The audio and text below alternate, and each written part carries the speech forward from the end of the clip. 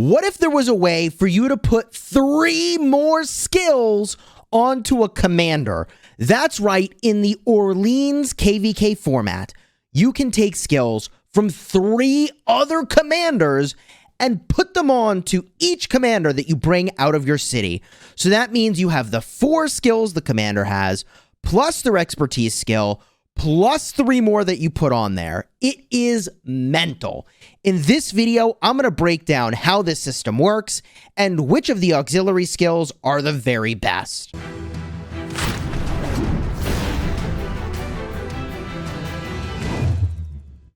Hello my friends and welcome back. I'm Chisgule Gaming and today's video is sponsored by the makers of Rise of Kingdoms, and I'm in the brand new Orleans KvK format where there are the auxiliary skills. Now look, if you've played Heroic Anthem in KvK Season 4 and beyond, you're no stranger to putting skills onto commanders from other commanders, okay? You can take up to 2 skills from Bastion quests that you go and complete and put them onto commanders you bring into the field. In the Orleans KvK, it works a little bit differently. So I want to walk through exactly how this works so that new players getting to this KvK format can figure out what they're going to do. And then also just to review the skills on commanders to talk about which ones are completely cracked. Because let me tell you, the auxiliary skill system is nuts. Here's how it works. We're going to smash the info button, and the way it works is very simple. Each commander can equip 3 extra auxiliary skills from 3 separate commanders, okay? Now, each commander has 3 auxiliary skill slots that can be equipped, 1 to each slot. So, for example, the number 2 slot you see here can be equipped with another commander's 2nd skill. The number 3 slot can be equipped with another commander's 3rd skill. And the 4th can be equipped with another commander's 4th skill. Now, when you dispatch with a troop, only the primary commander gets the benefit of these auxiliary skills. So your secondary commander, if they have auxiliary skills, it doesn't matter. It's only the auxiliary skills on the primary that are going to matter. And auxiliary commanders can no longer be dispatched. You can't leave your city. So if I put a Richard I skill onto a commander, which I will do in this video, Richard I can no longer leave my city. So you're basically cannibalizing the commander for one of their skills, and they're otherwise unusable, which is definitely interesting. The 2nd slot is already available from the start of the KvK, and the 3rd and 4th slots are unlocked from the Kingdom Chronicles. I will show you those. The selection of available auxiliary commanders also changes with the addition of new commanders and in subsequent seasons. Let me show you how this works in the Chronicles. The Chronicles show the sequence of events in this KvK format, and as I scroll to the right, here it is. At some point after we enter into the next zone, so Pass 4 opens, the Hurons become capturable, all right? We start battling for the Altar of Darkness, and then the auxiliary slot becomes available for number 3. As we continue through the Chronicles, we make our way into Zone 6, Pass 5 becomes unsealed, and only after the circles become captured do we then get access to the 4th skill slot, which will be available for everybody before Kingsland. But the thing is that you don't just get to apply these skills for free. To do that, you need to have writs. That's writs, W-R-I-T-S. You accumulate 80 per hour, and you can have a maximum of 5,000. Now, on my last live stream, when we entered KvK, we called these Riz, because it was just kind of fun to do. So I might do that interchangeably in this video, and now you know what I'm saying. So once you get enough writs, you can apply a skill. It takes 1,000 to save a skill, at least to the 2nd skill slot. So there's not a lot of ability to switch these around, and apparently when you return a skill back, if you no longer want to use it, 400 writs are in fact returned. I learned that just last night, maybe it was this morning, watching Plato Gaming prepare for his Kingsland opening, where he was playing this KvK. I spectated that, by the way, and I'll have a card in the end screen if you want to see what it looks like. I mean, it just looks like a normal KvK. It's just that the reports are completely jacked with all the skills you see on your screen. Now, at the start of the KvK, there are actually not that many skills available, but it's my understanding that later in the KvK, after different chronicles unlock, more of the commanders will become available to deploy their skills, which is pretty cool. So there is the Sacrificial Offering Chronicle, which determines some of these commanders, and that is the KvK Season 2 and 3 commanders. And it is the Indomitable Contender Chronicle that unlocks all of the remainder of the Season of Conquest skills to use. Wow. So you can make an absolutely stacked garrison, you can make an absolutely stacked rally, and you can make absolutely nutty field marches. But at the start of the KvK, your skills are in fact limited. Now, I intend to be a rally lead. I think there's a lot of good options for what I could be rallying with, but I'm going to be the infantry guy. Tariq ibn Ziyad is where it's at, baby. So I'm going to put a skill on him to start, and I feel pretty good about going and doing this, okay? So if I want to, I would put Chivalry onto my rally. That's going to give my commander 10% increased counterattack damage and 15% less damage taken. Now remember, there is a maximum of 5,000 Riz. You get 80 per hour. You also get some from Bastion quests, by the way, but you do not want to max out your Riz. At least, maybe right before a pass opening, you might want to do that, so you could switch something around in the fight if you wanted. But leading up to that point, you really don't want to. So I'm going to deploy this skill, save, cost 1,000. Okay, confirm, and it's done. I did it. Now, Richard I should no longer be deployable, but his second skill is now deployed onto Tariq ibn Ziyad.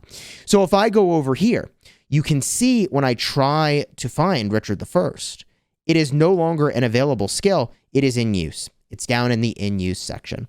Now, I'm going to need to deploy many, many more skills, but I wanted to review these skills with you to talk about which ones are the very best. And what's interesting is that you can only deploy a skill from a commander, and then that commander's no longer usable for any other auxiliary skill slots. So you need to pick the right skill on the commander. At least that's my understanding. Now, if you are getting value from this video, do me a huge favor and consider subscribing to the channel, and do me the honor of throwing a like on the video to honor my commitment to getting you the best information possible. Let's get going on which of these skills are the very best. And I want to look at every commander and talk about which ones you should use the auxiliary skills for and which auxiliary skill is the very best, okay?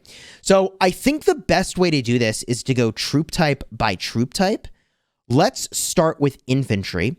And some of these commanders, I'm just going to assume you would never use their auxiliary skill. Like, you would never use a Guan Yu auxiliary skill. You're going to use Guan Yu, bro, right? Like, come on. You're probably not going to use a Flavius auxiliary skill. You're probably just going to use Flavius. So even Pakal down here is one that you probably are going to want to not use on an auxiliary skill because you might want to rally with him. So the first one where things get really nutty is Herald. Now, Herald's second skill gives you an interesting-ish boost when you attack cities and strongholds. It also makes it so that you gain a lot of attack. However, look at this. Infantry units gain 30% attack, 10% march speed. When this commander uses their active skill, all infantry under their command gain 5% more attack, but lose 5% defense. It lasts 8 seconds and can stack up to 15 times. There might be a crazy situation where you could make this work, and there's some other commander that, like, shrugs off this debuff. Like, I don't know. I would have to think about it more. But I mean, I suppose you could use this on a Pakal rally, actually. But I think the more likely skill that people will use Herald for is this one, Stamford Bridge. When troops led by this commander are on the map and use their normal attack, 20% chance to have your active skill trigger. Hello? Oh, and they're immune to all defense reduction effects for 3 seconds. So that would be the ability I would pick on Herald. That's insane. Skippy you're going to use in the field. Xeno you're going to use in a garrison. I don't think you'd take her skill, although, ooh, this instant proc damage on the 4th looks pretty good. All these skills look nuts, man. Let's jump down to Constantine. This is one you're definitely going to cannibalize, okay? And the thing you're going to take off him is 40% health. I mean, that's cracked. That's dumb. That's busted, bro. That's absolutely busted. I suppose you also could take this crazy heal. It's possible there's a place where you could put this, but I think offhand, the 40% health is just too dumb to pass up. On Alexander the Great, I feel like you take the instant proc damage with the heal reduction. You could also consider 30% infantry attack and march speed. Wouldn't say no to that, man. That seems really good. Even the fourth skill, 40% attack and then sometimes a 30% defense bonus seems good, but it's either the second skill or the third skill that you would take. Over here on Charles Martel, this is kind of nutty. The second skill is enhanced by his expertise. I think if you were to deploy Charles Martel's second skill, you would get the full benefit of that. Let's confirm really quickly. Where's my Charles Martel? Yeah, no, it's 20% defense, health, and march speed. That is absolutely cracked as a support skill. Wow. That is busted. That's what you take. Second skill on Charles for sure. I know the counterattack seems good, but like, just use this for field and enjoy it. I get 30% counterattack also looks good. We look at Leonidas over here. Oh my God. This is really good. You could use this on Guan Yu. When your troops are led by only infantry, you gain 30% defense and gain rage 15% faster. Okay, seems good. When troops led by this commander are reduced to 50% of units or below, incoming attacks have a chance to activate a shield, factor 800. And as the shield activates, your infantry get 15% attack. It ain't bad. Fourth skill is just okay. It's stacking all damage. It's less impressive than you would think. I think second skill is maybe what you end up taking here. Oh gosh, Sun Tzu. You probably take the 10% damage taken reduction in health. I think that's the jam right there. The 20% skill damage is good, but I think the 10% damage taken reduction and the 10% health for infantry is really, really good.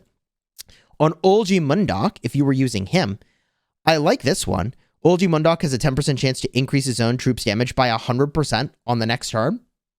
This happens when he's attacked, so it's a little bit passive. You could go for the 30% of stats. It ain't bad. On CJ, what would you do? Infantry units get 40% attack and deal 5% more damage to Cav, but you take more damage from archers. I don't know. CJ is kind of unimpressive, I guess, until you get the expertise skill. So if you add him expertise, you would probably take Stalwart. And what that would do is while on the map, troops led by this commander have a 40% chance to take 50% less skill damage and deal skill damage to up to 3 enemies in a fan-shaped area. That seems pretty good. It's influenced by this sacrifice effect, though. I wonder if CJ is even not all that exciting because you need to have the other sacrifice effect stacking. If we look at Beer and Ironside, is okay. I mean, you get 20% of stats over here. You might just take this third skill. 10% chance to do 800 damage factor is pretty legit, all right? And Richard I, we already covered. I mean, you're going to use that second skill. It's just completely nuts.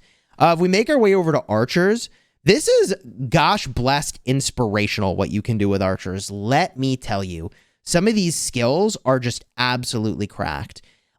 Amonitory, however, I say they're cracked, and then we look at Amonitory. So 40% attack and 5% extra damage to infantry, but take 5% extra damage from Cavs is a bit of a yikes. Archers gain 20% defense, and their attacks have a 10% chance of dispelling all ongoing attack enhancements on targets, but that's when you're serving as a garrison captain. And this skill is also when you're serving as a captain. She's just okay. I think she's just okay. We can do better. And where can you do better?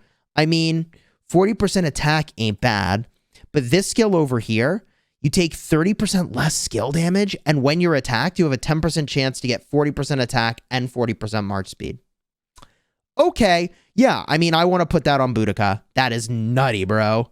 That is absolutely nutty. That's even this fourth skill is really good, but we're gonna skip on that one for now. I think you want to use your Artemisia. I'm inclined to believe you want to use her in the field. If you weren't, you could put Queen of Caria on your Boudica. You get a damage boost. That's insane, and Boudica just shrugs it off. Cyrus is really good. If you're gonna do Cyrus, I think you do the second skill. Instant proc damage over time and reduces the skill damage of the enemy by 40%. Seems really good. But here's where it gets really cracked. Are you ready for this? Second skill on Gilgamesh. 30% health and deal 20% more damage to enemy troops that are 50% or lower. Whoa. Busted, bro. That's so busted. You could also do the fourth skill. Troops led by this commander take 15% less damage from normal attacks. Their normal attacks have a 30% chance of inflicting a blood craving on the enemy. They suffer damage when healed, 700 factor, and take 15% increased skill damage. Also interesting, but I think this second skill is just so clean and easy. On that note, oh my god, Edward of Woodstock? Let me tell you, I'm actually going to get value from having skills in Edward of Woodstock in this KvK. 30% health, 30% march speed. Yeah, bro, I'm taking that second skill. On the topic of Esong, I think I just snap off his fourth skill.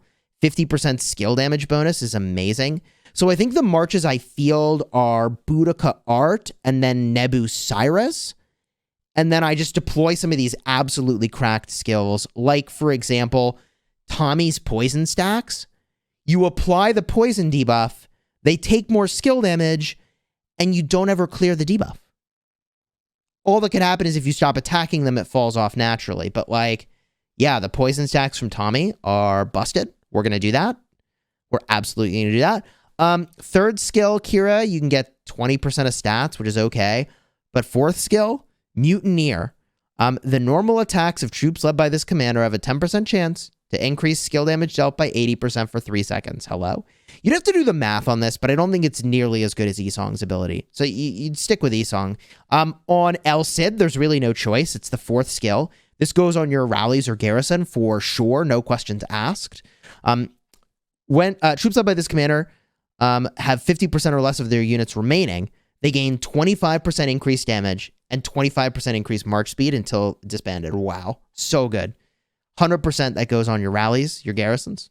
Herman is really good too. I feel like 10% attack and march speed is okay. 10% normal attack damage boost and a 10% chance to get 100 rage is pretty good. Honestly, he's just okay. Herman's just okay. He's chilling. He's just okay. Kusunoki 4th is always popular. Damage over time seems really, really good. You can take the 30% of stats, I suppose. Thutmose, though, he is a gold mine. I think the second skill is the jam. I'm definitely going to use this. All archer units led by this commander get 15% attack, 10% march speed, and 15% damage when you're outside of territory. Yep, seems good. Ooh, Henry. Ooh. Yeah, no, I'm going to use this skill, maybe. God, there's too many skills.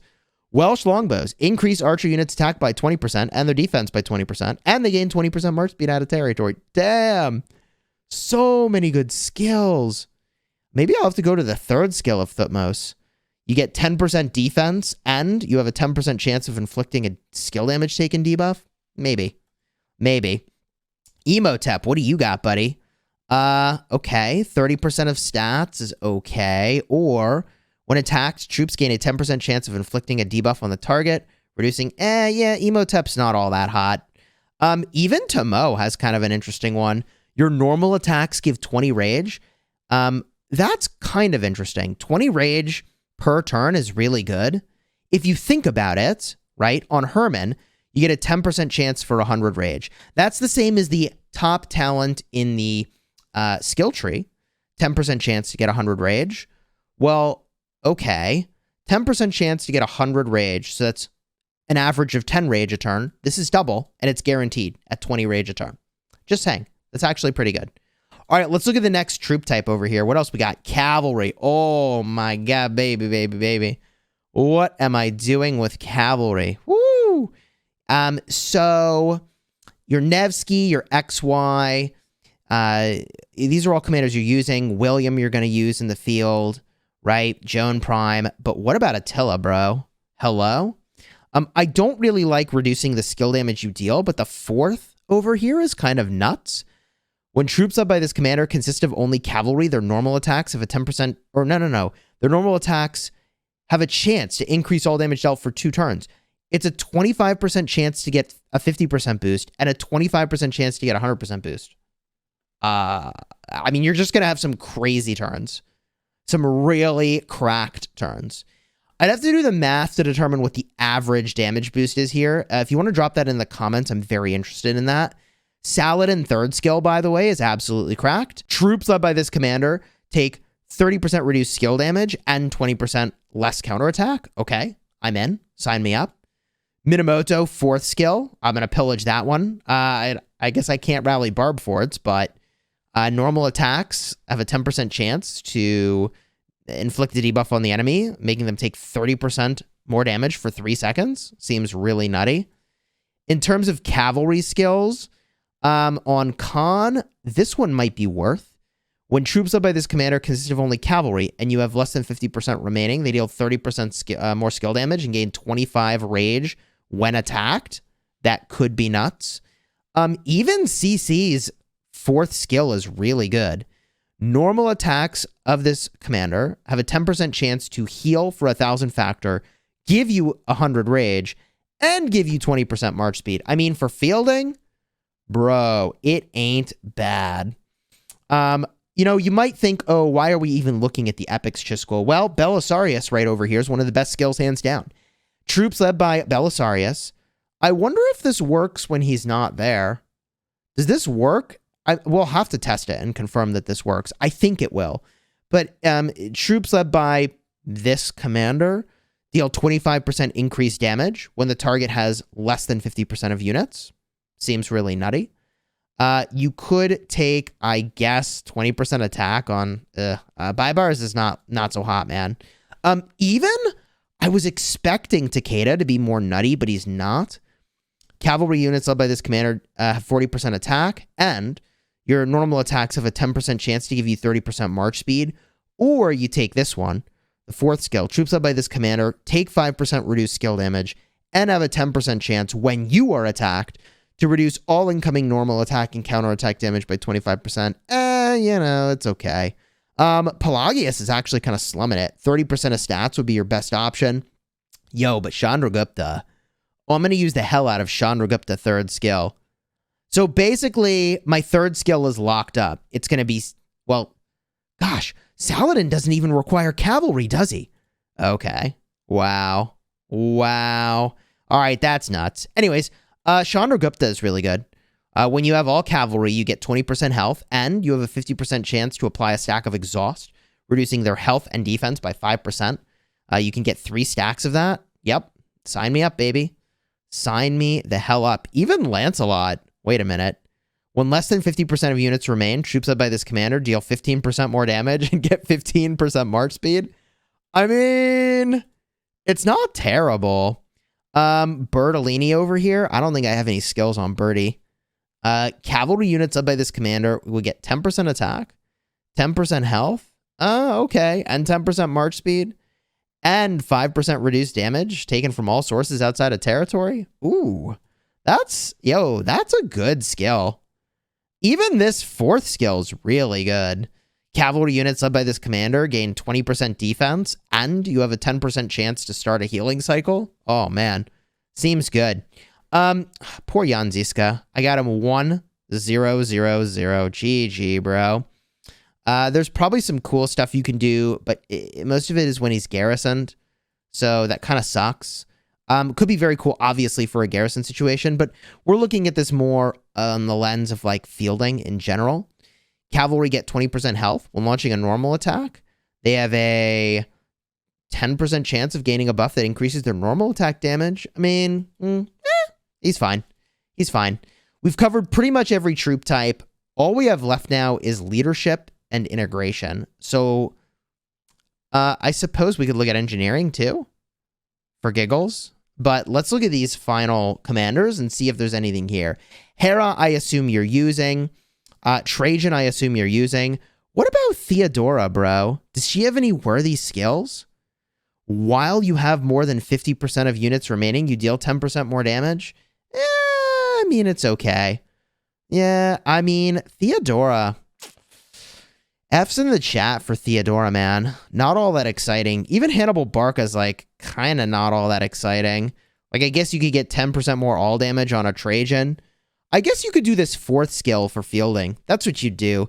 10% more troop capacity, and when you're out of territory, using a skill gives you 15% more damage dealt for 3 seconds. That's pretty good. That's pretty good. You use Hannibal's 4th. Ooh, Ethelfled? 20% less counterattack damage taken and a slow could be pretty good. I don't think the 4th skill is very good. Yeah, that was surprising. Gosh, Freddy has all bad skills. I guess you could take 15% more troops if you like big hospital bills. If you wanted to do Honda Tadakatsu, oh my god. I mean, you got options. 4th skill's good. If you have a mixed troop march, you're going to do a lot more skill damage. I don't know who you'd put that on, but that could be pretty good. Also over here, 2nd skill, you take 5% less damage. Okay, that's good. And then when you use an active skill, you apply damage over time in a slow. That's probably the take. That's probably the take, although 40% attack and 20% march speed ain't bad either, bro. That ain't bad. Joan of Arc really doesn't have much that's exciting. Actually, I take it back. 25% normal attack damage is kind of cracked. You would use that skill. 2nd skill on Caesar is really good, actually. I think this averages out to 16% less damage taken when you factor in the triggered skill damage taken effect here. I don't think you would use any gathering commanders. The only reason you would, I just don't think you would even do this onto, I mean, maybe you'd put these onto a ranged march. I don't know. You generally want to stay away from these because you want to be gathering with your gathering commanders. And remember, you can't bring them out of the city anymore if you deploy one of these skills. Osmond's skill over here is really good. Every time you use an active skill, you deal 400 damage factor. So this you would put on a Joan Prime because she gets extra active skill activations, which seems really nutty. That's dumb. Tag on the 400 damage factor. Sign me up, bro. I'm in. Boudica, you got options, bro. You could restore rage with a heal over here. Not bad. And that's when using a skill, gain 50 rage and heal. 400 factor. I mean, whoo, sheesh, that's good. 4th skill gives you a little damage boost. It ain't terrible. These two are gatherers. Diao-chan. Bro, do you do anything cool? I actually don't even remember. Attack and defense. No. Diao-chan doesn't do anything cool. Skippy, you could use his 2nd skill. Troops led by this commander have a 15% chance when attacked to give yourself 100% attack for 2 seconds and a chance to heal when you're less than 40%. It's okay. I'll definitely use Mehmed 2nd, though. I mean, what's not to love? 20% attack, 20% skill damage is kind of great. Even Mulan's 2nd skill, damage taken while surrounded is reduced by 5%, and when you're attacked, you have a 20% chance to reduce the attacker's rage. It's a little too passive for my liking, but maybe you take the 4th skill. Ooh, this is what you take. Ooh, Mulan 4th for fielding. Hello? 20% attack, and how does this work? Does this work? When serving as the secondary commander, does that actually work? I don't think it does. But if you could make the target take 20% increased damage from all sources, that would be busted. That would be amazing. Ragnar Shaggy Pants over here. I guess you could take the attack and the healing effect reduction. Not very impressed with that. After leaving battle, you heal 2,000 factor. You could take off Lohar. Lohar seems pretty bad. You only take the 2nd skill on Charlemagne if you're going to use him. 1,000 shield factors. Actually pretty good. Okay. When you're attacked, though. If you're running a Trajan, you could use this. Okay. You don't even need mixed troops for this. Whoa. 2nd skill on Suleiman is really good. 15% attack, 15% defense, damage taken from all sources outside of territory reduced by 10%. Okay. Yeah. No, I mean, that's good. That's really, really, really good. Can we find a skill on Moctezuma? Troops led by this commander get 10% march speed, 20% attack, and when you inflict a health debuff, you heal for 700. That is begging to be broken. That is begging. Like, you put that on Skippy Prime, who reduces health, and you put a dagger on Skippy Prime, and like, that seems actually really, really, really good. Margaret, you got anything for me, girl? Not really. Not really. Nope. Mulan, that's a garrison thing. Bobber, probably going to have the same problem as Margaret. Yeah, not amazing. When in range mode, siege unit stuff. Lu Bu, what do you got for me, bro? Yeah, no. Lu Bu doesn't really have anything. Yeah, no. Lu Bu kind of a dud here, unfortunately. Wow. Okay. So there you have it. We reviewed literally every commander to talk about which ones have the very best auxiliary skills. And I've got to say, this KvK format's going to be freaking hype, man. So if you want to see as I figure out where to put more of my skills, subscribe to the channel. I will be battling. It will take time, however. I think 846 is not going to fight us, and I think that would be very smart for them to not do that. So because they make smart plays, they're almost certainly not going to come here into Champagne, where we will be. They will instead go down here and try to lock our allies. So the real fight for us is only going to happen in Kingsland, honestly. I mean, we basically are farming till Kingsland, and then it's going to be complete madness. We might get a fight over here in Terrain if 365 wants to try to fight us, I guess. It's possible that they come into the zone. I'm honestly not sure. We might fight 365 with 945 over here. They might join in. So it could be a 2v2 fight in Terrain. We'll see. Subscribe so you don't miss it. This KvK is going to be hype. And if you're looking for the live stream where I entered KvK, card will be in the end screen. Alternatively, if you want to see the Kingsland opening with 4 Imperiums that had Plato Gaming in the mix, card will be in the end screen for that as well.